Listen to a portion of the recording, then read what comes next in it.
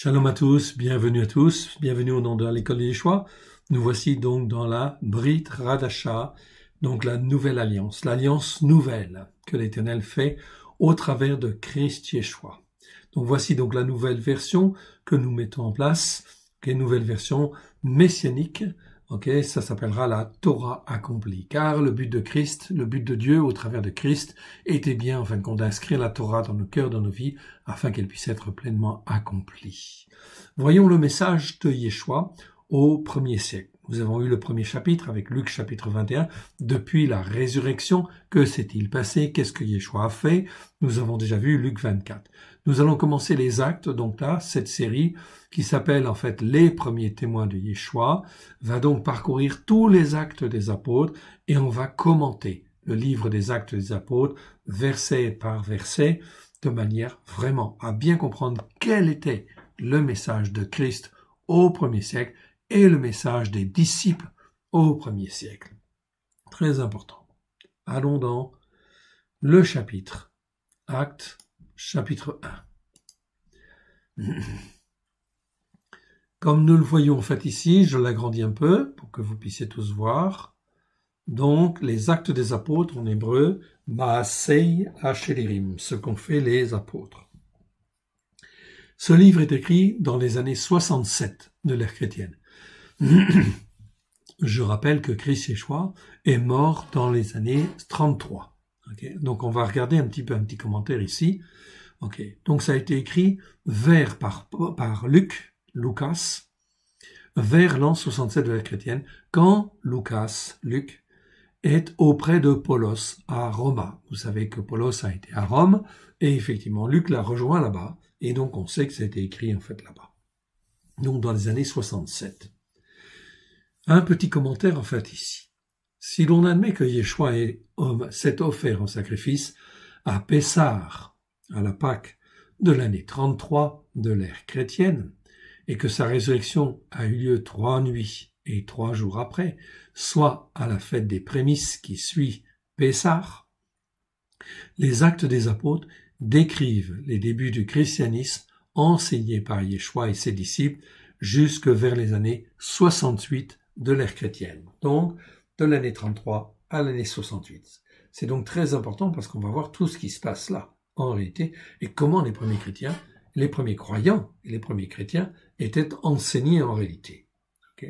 Au cours de cette période, on pourra remarquer, écriture en main, que tous, Yehudim ce sont les Juifs, et les non-Juifs, c'est-à-dire ce qu'on appelle les fils de Yavan, ou les Grecs, ont été enseignés exclusivement sur les racines hébraïques de la foi, sur la Torah, les prophètes et les psaumes, à la lumière de Yeshua.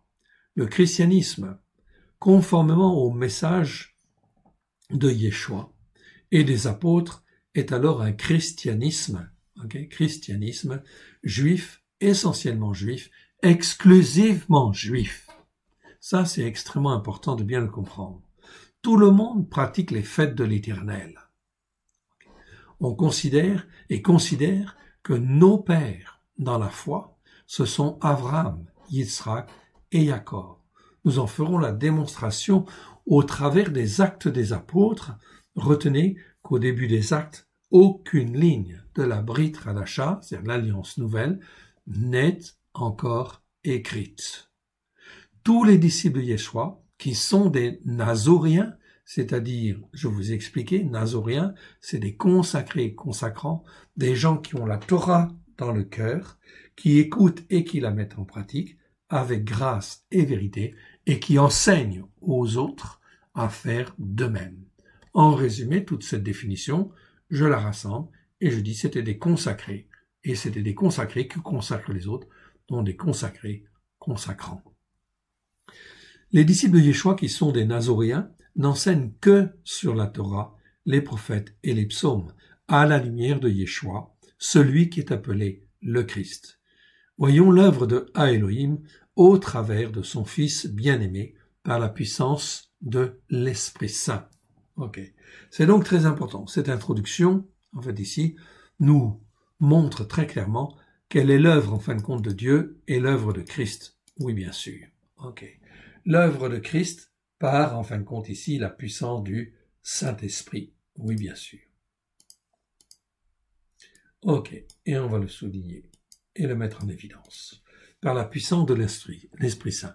Tout se fait au travers de Christ Yeshua et tout se fait en fin de compte par la puissance du Saint-Esprit. Si l'Éternel ne bâtit la maison, l'homme travaille en vain. Ok. Voyons ce chapitre 1 des Actes. Christ, ressuscité, passe 40 jours avec ses disciples déjà.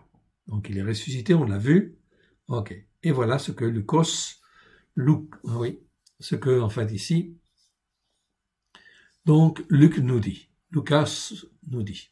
Ô Théophilos. Donc tous les mots, nous les avons pris, en fait, tous les noms, ok, soit ce ne sont pas les noms grecs, ce sont des noms hébreux qui sont en fait dans la version messianique, de la version de Litch. Ok, donc Théophilos, ok, c'est Théophile. J'ai fait mon premier discours sur tout ce que Yeshua a été le premier à faire et à enseigner. Donc ça c'est très important. Les noms, on a remis tous les noms en fait en hébreu, ou en fin de compte, quand c'était du grec, on l'a laissé en fait en grec. Tous les noms qu'on trouve dans la version messianique de Delitzsch. Tout ça parce que c'est la meilleure version qui existe à l'heure actuelle. Et aussi parce que ça nous permet, au travers des noms, de comprendre un certain nombre de choses. Ô Théophilos, j'ai fait mon premier discours sur tout ce que Yeshua a été le premier à faire et à enseigner. Donc, il a voulu faire un récit exact. Jusqu'au jour où il fut enlevé au ciel, après avoir donné ses ordres par l'Esprit Saint aux apôtres qu'il avait choisis. Après qu'il eut souffert, il leur apparut vivant, et il leur en donna plusieurs preuves, se montrant à eux pendant 40 jours, et parlant des choses qui concernent le règne de Elohim. Donc, très important. Il est resté 40 jours avec les disciples. Il est ressuscité, et il reste 40 jours.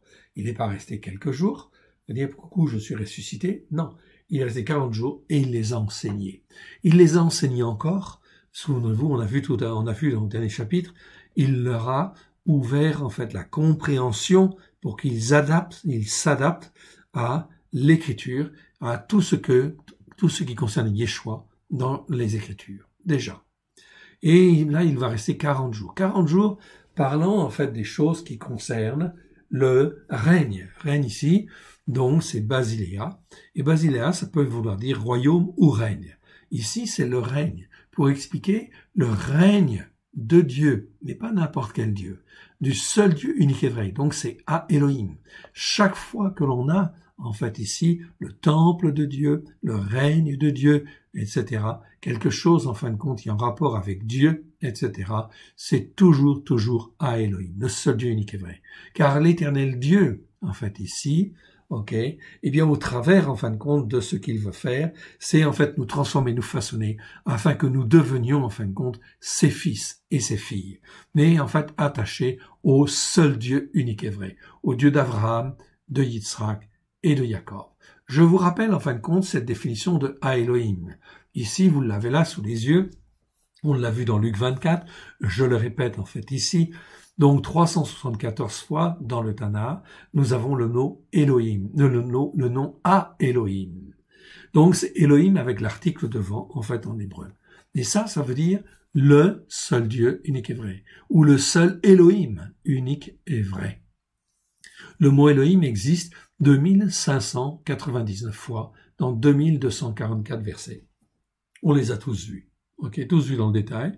Et parmi tous les versets qui concernent Elohim, eh bien, on s'aperçoit que le Saint-Esprit a rajouté l'article au nom Elohim pour dire, en fin de compte, c'est le seul Dieu unique et vrai. Ainsi, Ranor, Noé, Abraham, Yitzhak, Jacob, Moshe, David, les prophètes, croyaient tous dans le seul Dieu unique et vrai. Ils ont été façonnés, instruits, de manière à apprendre à dépendre uniquement du seul Dieu unique et vrai, de Elohim. À partir du moment où ils reconnaissent que Elohim est le seul Dieu unique et vrai, eh bien à ce moment-là, tout le reste, on le laisse de côté et on abandonne. Pourquoi? Parce qu'on fait confiance à l'Éternel, notre Dieu. Et ça, c'est extrêmement important. Cette notion de Elohim est donc fortement importante. Elle caractérise la foi de tous ces croyants, en fait, ici, de ces pères, en fait, ici, de l'Assemblée des croyants, Et effectivement, c'est une caractéristique. Alors, ce que Dieu a voulu faire au travers de Christ Yeshua, c'est de faire de nous des fils de Elohim aussi. Ok, donc ça c'est très important. Donc ici, il restait en fait avec ses disciples, parlant des choses qui concernent le règne de Elohim. Donc le règne à venir, mais c'est pas le royaume de Dieu qui va venir dans 1 siècle, 2 siècles, 3 siècles, etc. Non, ou qui devait venir, mais d'une manière lointaine. Ça, cette traduction-là, c'est une ancienne traduction qui n'est pas bonne. Ce que Dieu veut dire, en fait, au travers de Christ Yeshua, c'est de dire que Dieu peut déjà régner dans ton cœur et dans ta vie. Et c'est de ce règne-là, en fait, qu'il parle aux disciples. Comment, en fin de compte, expliquer que le règne de Dieu peut déjà venir dans ton cœur et dans ta vie dès lors que tu acceptes Christ Yeshua comme ton Seigneur, ton Sauveur, ton Seigneur et ton Maître. Et ça, c'est très important, car c'est une réalité spirituelle qui montre que le règne de Dieu peut être déjà dans ton cœur et dans ta vie, si tu le veux, bien sûr. Dieu ne va jamais forcer les choses, mais si tu veux que Dieu règne dans ton cœur et dans ta vie, eh bien, ça commence par un apprentissage, l'écoute de la parole de Dieu et de la mise en pratique. Oui, bien sûr. Verset 4. Mais c'est une réalité. Ok? Mais par contre, il y a bien en fin de compte aussi une réalité prophétique pour dire que le règne de Dieu vient bien venir sur la terre à un moment donné. Oui, bien sûr, le règne physiquement sur la terre.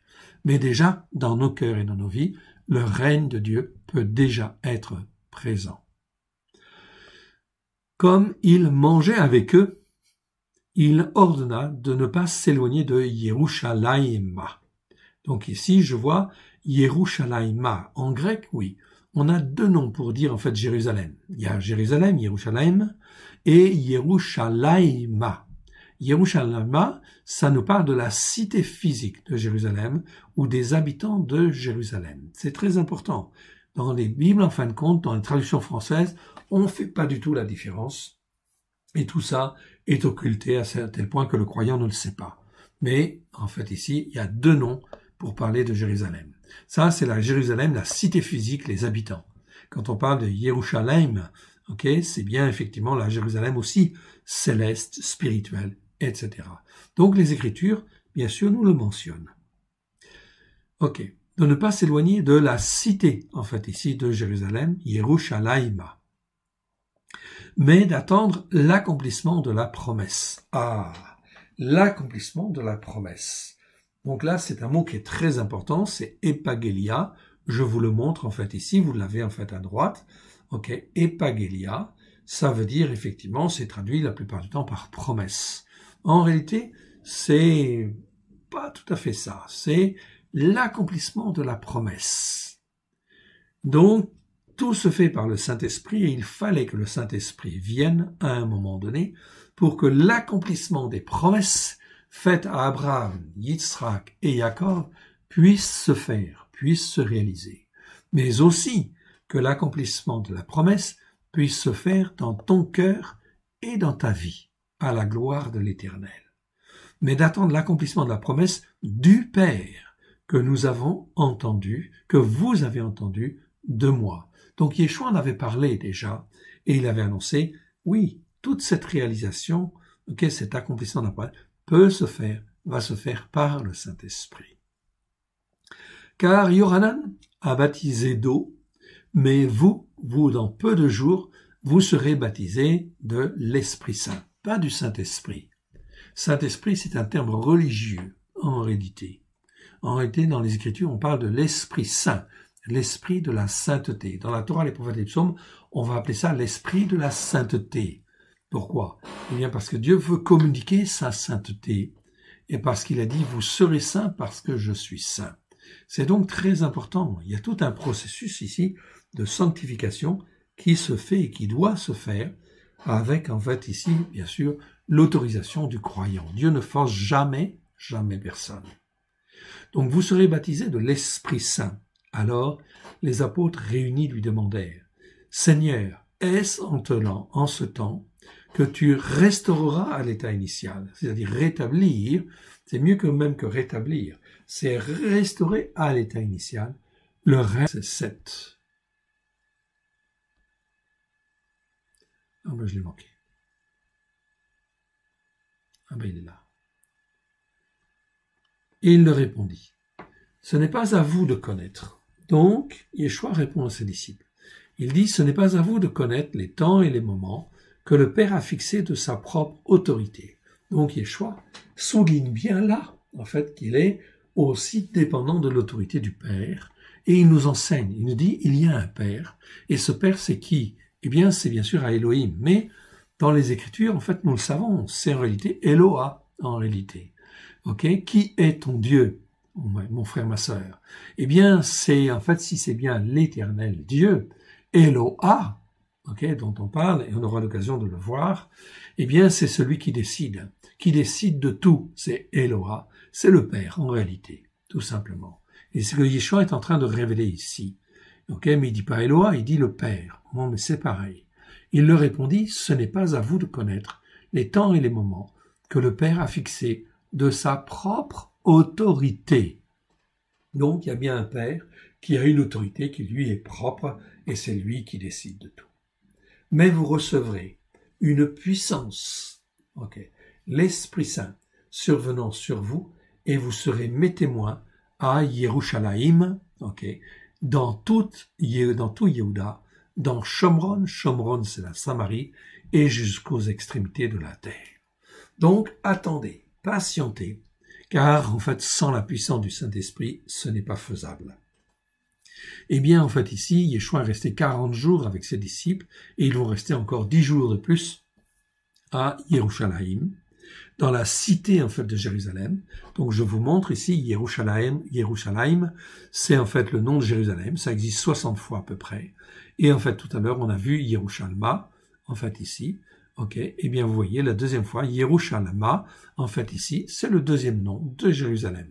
Ça nous parle de la cité physique, plus particulièrement, et l'autre, en fait, ici, nous parle de la cité, en fait, céleste, plus particulièrement.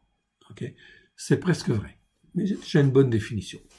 Mais vous recevrez une puissance, une puissance, l'Esprit Saint. Sans cette puissance, on ne peut rien faire. C'est pour ça, même aujourd'hui, sans la puissance du Saint-Esprit, voilà pourquoi il faut être baptisé d'eau, mais aussi baptisé du Saint-Esprit, évidemment. Il faut que la puissance du Saint-Esprit soit là, sinon on ne peut pas combattre l'esprit de ce monde. C'est impossible. Mais vous recevrez une puissance, l'Esprit Saint, survenant sur vous, et vous serez mes témoins à Jérusalem, Yerushalayim, donc ça c'est Jérusalem, dans tout Yehuda, donc dans toute la Judée, dans Shomron, c'est-à-dire la Samarie, et jusqu'aux extrémités de la terre. C'est-à-dire ça doit s'étendre jusqu'aux extrémités de la terre en termes de témoignage. Voilà pourquoi le Seigneur est en train de secouer le monde, pour que justement son message puisse être transmis par toutes les extrémités, jusqu'aux extrémités de la terre, tel qu'il doit l'être, en fait ici, sur les racines hébraïques de la foi. Verset 9. Après avoir parlé de ces choses-là même, ici, petit m, ces choses-là même, ça apparaît en bleu foncé, c'est ce qu'on appelle une tautologie, c'est insister sur quelque chose, en disant que c'est comme si le Saint-Esprit rajoutait un mot, disant faites attention à ce qu'on est en train de dire là, ça c'est très important. Donc après avoir parlé de ces choses-là, très important, fondamental, il fut élevé. Donc ici le mot c'est élevé, bon, c'est pas grave.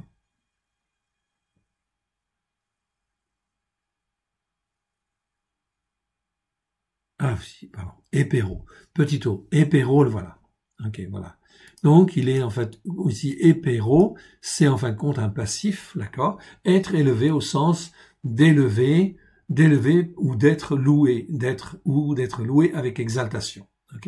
Cette forme verbale n'existe qu'une seule fois, donc ici. Il a été en fait élevé pendant qu'il le regardait. Pendant qu'il le regardait, et un nuage le dérova à leurs yeux.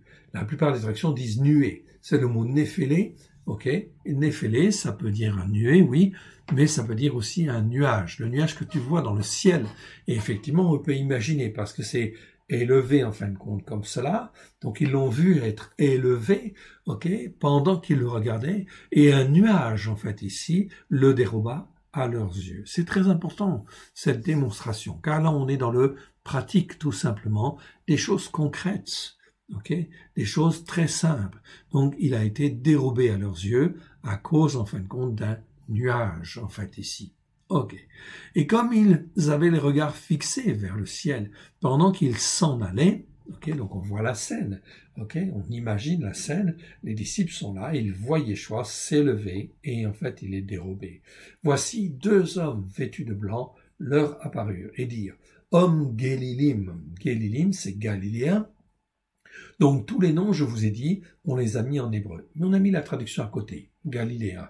Tout simplement pour retrouver les racines hébraïques de la foi en tout, en fait ici, de manière à bien comprendre que la Brit Hadasha, c'est l'alliance nouvelle, c'est une Brit Hadasha qui est greffée sur la Torah, les prophètes et les psaumes, ainsi de la Genèse à l'Apocalypse, cela fait un tout. Donc pour habituer et sensibiliser aux racines hébraïques de la foi, on va mettre le plus souvent possible des noms hébreux. Tous les noms sont été mis en fait en hébreu, en phonétique hébreu. Gélilim, en fait ici, c'est les Galiléens. Pourquoi vous arrêtez-vous à regarder le ciel? Ce Yeshua, donc ce Yeshua là qui est parti, en fait ici, celui-là même dont on est en train de parler là, c'est ce qu'on appelle une tautologie. Donc les mots n'existent pas tels qu'ils sont là mis en italique, pour dire que le mot veut dire ça. Donc, on le rajoute, en fait, ici, pour donner l'explication. Donc, le Saint-Esprit insiste. Ce Yeshua, celui-là même, que vous voyez là, que vous avez vu être enlevé, qui a été enlevé au ciel du milieu de vous, viendra de cette même manière. Donc, le Saint-Esprit explique là, dit que ça viendra de la même manière. Donc, si on vous raconte autre chose, etc., non, les Écritures sont là, il est parti d'une certaine manière, il reviendra de la même manière que vous l'avez vu allant au ciel. C'est ce qui est écrit. Dieu est un Dieu de précision. Tout ce qu'il écrit, il l'accomplit de manière extrêmement précise. Donc, nous avons en fait ici le verset 11, et bien maintenant, nous allons en fait aller dans le verset 12. Continuons l'attente de la venue de l'Esprit Saint. Alors, ils retournèrent à Yerushalayim. Là, ils reviennent non pas simplement à la cité, mais ils reviennent à la Jérusalem céleste, à la Jérusalem à Yerushalayim, du mont des Oliviers, dit des Oliviers, qui est près de Yerushalayim, à une marche de Shabbat ou à un chemin de Shabbat. On pourrait dire chemin de Shabbat aussi, on peut l'accepter. Mais le mot en fait quand même, c'est le mot odos, donc c'est le mot en fait voie qui est le plus approprié. Mais ici dans la traduction, on peut comprendre qu'on traduise par marche à une marche de Shabbat ou à un chemin de Shabbat. C'est-à-dire c'est la distance que tu peux parcourir à pied un jour de Shabbat, donc pouvant aller et revenir pendant en fait le Shabbat. Tout simplement. Verset en fait 13. Quand ils furent arrivés, ils montèrent dans la chambre haute où ils se tenaient d'habitude, donc c'était un endroit où en fin de compte ils se rassemblaient. Il y avait Pétros, Pétros c'est Pierre, Yohanan c'est Jean, Yaakov c'est Jacques, Andéraï c'est André, Philippos c'est Philippe, Thomas c'est Thomas, Barthalmaï, c'est Barthélemy. Matithia, c'est Matthieu. Donc Matithia, c'est Matthieu ou Matthias. Tout ça, c'est le même mot en fait en hébreu. Yaakov, c'est Jacques ou Jacob. Ça dépend en fin de compte des personnages en fait ici. Fils de Ralphai, c'est Alphée. Shimon Akanaï, Simon le Zélote. Et Yehuda, Jude.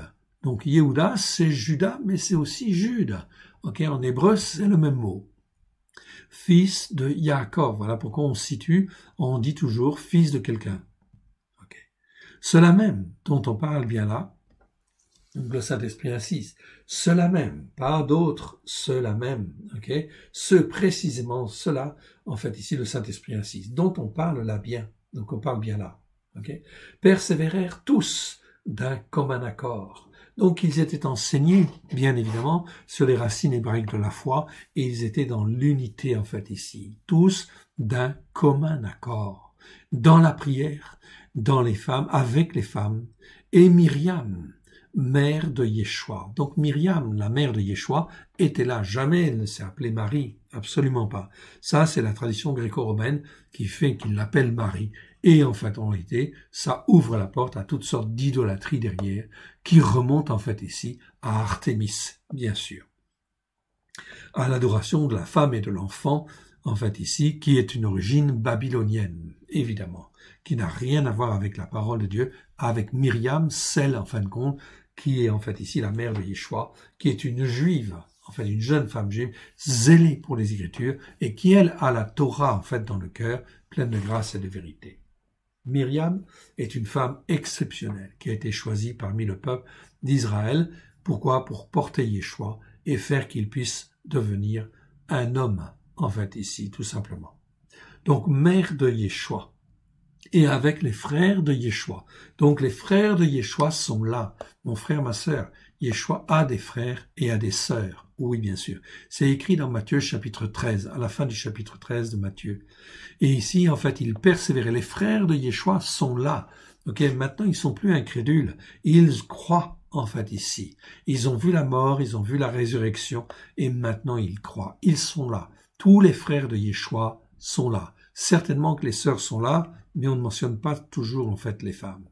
Donc, avec les frères de Yeshua, en fait, ils sont là. C'est donc très important. Ils persévèrent tous d'un commun accord. On est là dans une communion spirituelle sur la Torah, les prophètes et les psaumes, bien évidemment, avec la révélation de Yeshua dans la Torah, les prophètes et les psaumes. Pas une ligne du Nouveau Testament n'est encore écrite. Oui, bien sûr. Ça, c'est extrêmement important de bien comprendre cela, parce que là, on est sur les racines hébraïques de la foi. Et que l'unité peut se faire, bien évidemment, d'un commun accord, l'unité est là. Oui, bien sûr, c'est très important. Car il ne peut pas y avoir d'unité réelle si on n'est pas déjà sur les fondements, en fait, de la Torah, des prophètes et des psaumes. Si les uns viennent avec telle culture, telle autre culture, telle autre religion, etc., est-ce qu'on peut être dans l'unité? C'est impossible. C'est impossible devant Dieu. La seule unité possible, c'est la Torah, les prophètes et les psaumes. Dès lors que cette Torah sera enseignée dans les peuples, dans tous les peuples, eh bien, il peut y avoir effectivement une unité spirituelle. C'est l'unité spirituelle que l'Éternel Dieu cherche. Cela même dont on parle là, c'est pour donc le Saint-Esprit insiste ici, cela même dont on parle bien là, ils persévèrent tous d'un commun accord dans la prière avec les femmes et Myriam, mère de Yeshua, et avec les frères de Yeshua. Donc les frères sont là. On continue avec le verset 15. Matithia remplace Yehuda. Matithia, en fait, ici, ça peut être Matthieu ou ça peut être Matthias, c'est le même nom, en fait, en hébreu. En ces jours-là, Pétros se leva du milieu des frères. Le nombre des personnes réunies d'environ 120. Donc, ils étaient 120, unis. Dans un même cœur, un même esprit, en fait, ici. On n'est pas dans l'œcuménisme des religions. Non, pas du tout. Ici, on est sur la Torah, les prophètes et les psaumes. Cette unité-là est saine et sainte devant l'Éternel Dieu. D'environ 120 personnes est dit, « Hommes frères, il fallait que soit accompli. » Ici, c'est le verbe « pléréo ». C'est pas que s'accomplisse, non. Pléréo, ici, est conjugué, en fin de compte, au passif. Donc, ça veut dire qu'il fallait que soit accompli ce que l'Écriture, ce que l'Esprit Saint dans l'Écriture avait annoncé d'avance par la bouche de David au sujet de Yehuda, de Juda, qui a été le guide de ceux qui ont saisi Yeshua.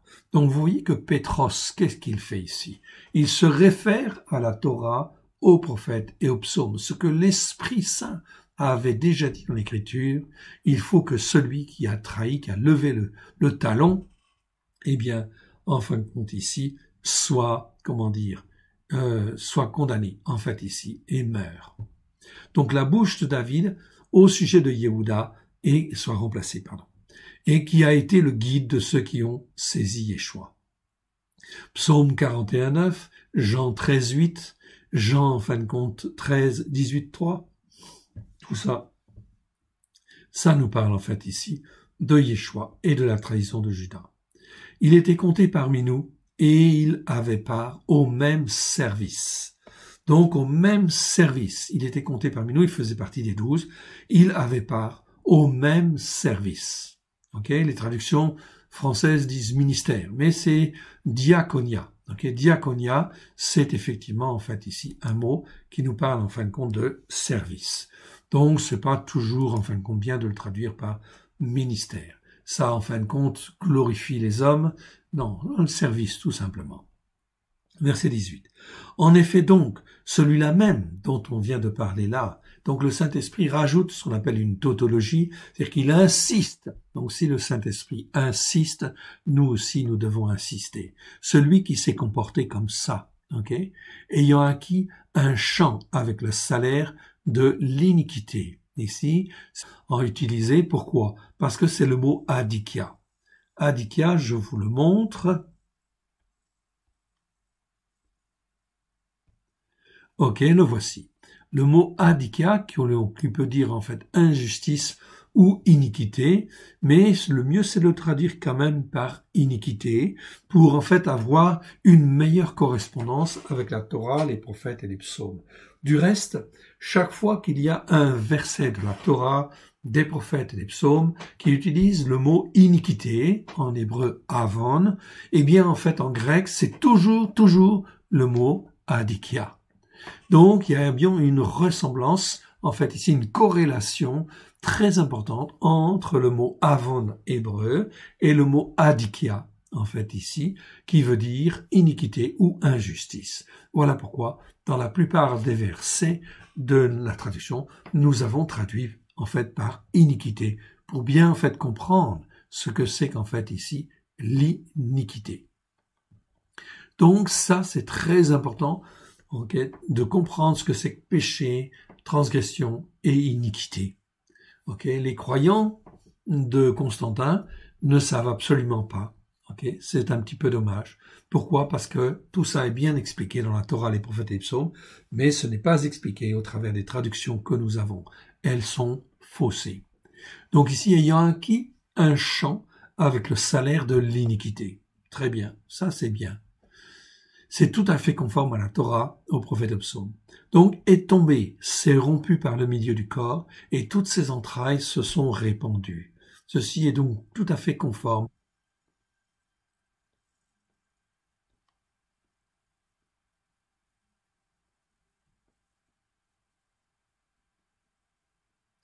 La chose a été si connue de tous les habitants de Yerushalayim que ce chant a été appelé dans leur langage ou dans leur dialecte, on va utiliser ces mots-là, pas la langue, parce qu'il y a un autre mot, donc c'est mieux de dire langage ou dialecte.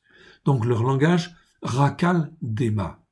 Donc Rakal Dema qui veut dire, bon, on a ça dans le texte, c'est bien expliqué, ok, le chant du sang, en fait, ici. Or, il est écrit dans le livre des Teilim. Teilim, ce sont les psaumes, donc c'est pour vous familiariser avec les noms en fait hébreux, ok, ici. Donc Teilim, ce sont les psaumes. Donc dans le livre des Teilim, que sa demeure devienne déserte et que personne ne l'habite. Donc c'était écrit. C'est écrit dans les Écritures. Et qu'un autre prenne sa charge. Okay? Sa charge. Donc ça, c'est écrit dans les psaumes 69, versets 25 à 29. C'était écrit. Donc c'est très important de le citer. Pourquoi? Parce que l'Éternel Dieu fait toujours ce qu'il a annoncé d'abord par ses prophètes, ce qu'il a dit, et que ce soit tout à fait conforme à l'Écriture, au détail près. Donc là, c'est bien écrit, en fait, ici. Il faut que sa demeure, okay, devienne déserte et que personne ne l'habite. Psaume 69, versets 25 et 29. Ça, c'est très important. Et aussi également, en fait, compte que quelqu'un d'autre prenne sa charge. Donc c'est une autre partie de verset que l'on va retrouver dans les psaumes également. C'est le psaume 109, verset 8. Vous pouvez vérifier, c'est bien écrit. Et qu'un autre prenne sa charge. Mais quelle était cette charge-là? C'était une charge très importante. Les disciples, en fait, ici, ne sont pas choisis au hasard. C'est des gens qui ont un cœur pour servir. Et ici, le mot charge, en fait, en réalité, nous traduisons par charge. Mais c'est le mot épiscope. Épiscope, ça veut dire, en fait, celui qui a la charge d'inspecter, d'être un évêque. C'est-à-dire, l'évêque, c'est celui, normalement, qui veille, qui surveille, et qui veille à ce que la Torah, en fait, ici, soit bien plantée dans les cœurs comme il faut à la gloire de l'Éternel. C'est ça un évêque, en réalité. C'est un surveillant, quelqu'un qui contrôle et qui visite. Donc ici, tous les disciples avaient cette charge, entre guillemets, je ne vais pas dire d'évêque, mais cette charge de surveiller, d'inspecter, de veiller à ce que la Torah, pleine de grâce et de vérité, soit bien inscrite dans les cœurs et qu'elle produise effectivement en fait les bons fruits, tels que cela doit en fait ici se faire. C'est ça en fait un évêque, mais nous aurons l'occasion de le revoir. Donc ici qu'un autre prenne sa charge, sa responsabilité en fait de veiller sur les autres. Verset 21. Il faut donc que parmi ceux qui nous ont accompagnés tout le temps, que le Seigneur Yeshua a vécu avec nous, depuis le baptême de Yohanan jusqu'au jour où il a été enlevé du milieu de nous, il y en ait un qui nous soit associé comme témoin de sa résurrection. Il fallait donc des témoins, des gens qui ont vu et qui ont entendu, en fait ici, tous ces événements. Ils en présentèrent deux, Yosef, appelé Bar Saba. Bar Saba, c'est Barsabas dans nos traductions. Yosef, c'est Joseph. Donc Yosef appelé Bar Saba, surnommé Justos. Donc Justos, c'est Justus. Et Matithia, c'est Matthias. Puis, ils firent cette prière. Donc ils ne choisissent pas eux-mêmes. Ils firent cette prière. Seigneur, toi qui es celui qui connaît les cœurs de tous, désigne lequel des deux tu as choisi pour ce travail, en fait, ici, de veiller sur, afin qu'il ait part à ce service, diaconat,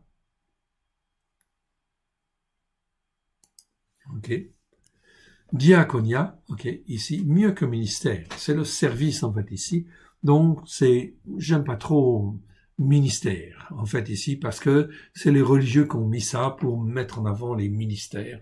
Ah bon, quel ministère tu as, toi, etc. Et on s'enorgueillit de ça. Non, non, non. C'est le service pour le Seigneur. Afin qu'il ait part à ce service et à cette charge d'apôtre.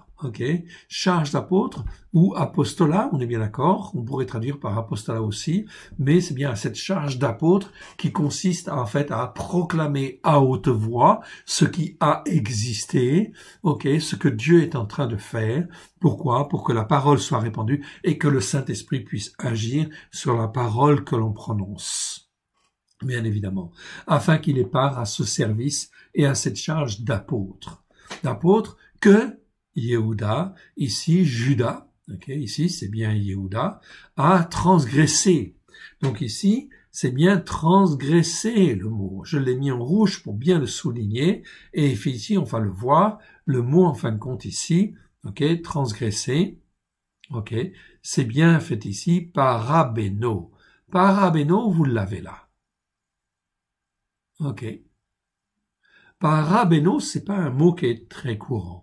Parabéno, c'est un mot qui existe 4 fois dans 4 versets. Alexandre 1850 et Chassan 1882 disent passer au-delà de, en fait ici. Passer au-delà de. Dépasser, passer outre, transgresser, violer. Donc c'est pas abandonner, en fait ici.